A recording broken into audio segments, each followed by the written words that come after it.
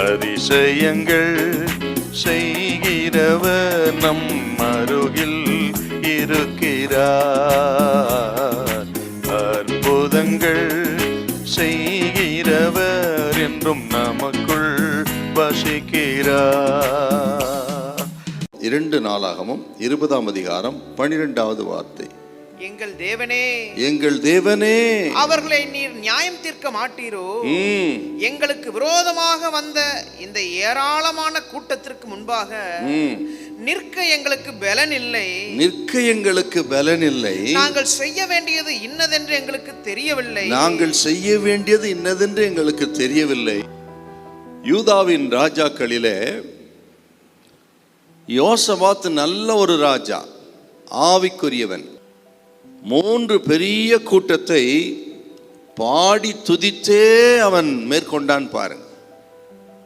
இதை செய்வதற்கு முன்பு அவன் சமஸ்த இஸ்ரவேலையும் ஒரு மிகப்பெரிய உபவாச கூடுகைக்கு கூட்டினான்.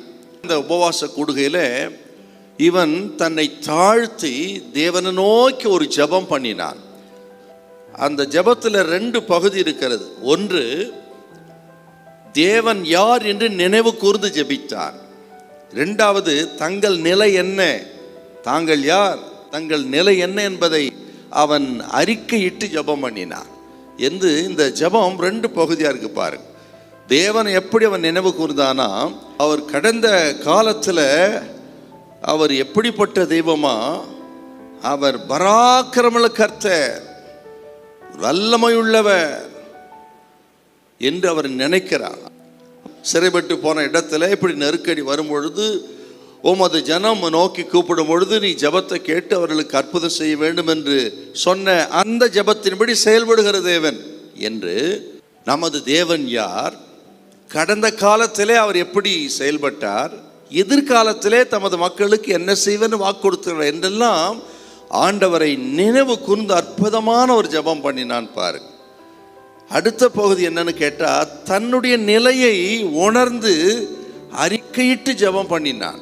தன்னுடைய பலகீனத்தை வெட்கப்படாமல் முழு தேசமும் கேட்கிற அளவுக்கு அவன் ஒரு ஜெபம் பண்ணினான். அதுதான் இப்போ நம்ம 12வது வசனத்தில் வாசிக்க கேட்டோம். ஆண்டவரே, நிற்க எங்களுக்கு பலன் இல்லை, எனக்கு பலன் இல்லை, செய்ய வேண்டியது இன்னதென்றும் எங்களுக்கு தெரியவில்லை, ஞானம் இல்லை ஆண்டவரே என்று சொல்லி ஆக தன் பலகீனத்தை எல்லாம் அறிக்கை எடுக்கிறார். அப்படி ஒரு ஊக்கமான ஜெபம் பாரு. அருமையான கத்திரி பிள்ளைகளே, நாம செய்ய வேண்டிய ஜெபம் இதுதான்.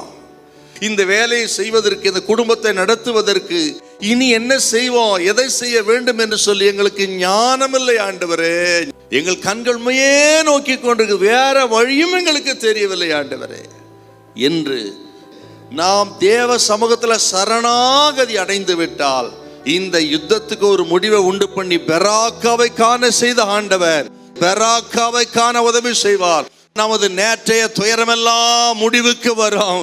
எல்லா துயரங்களை கர்த்தர் மாற்றுவார், எல்லா தடைகளை விலக்குவார், இழந்து போன எல்லாவற்றையும் திரும்ப தருவார்.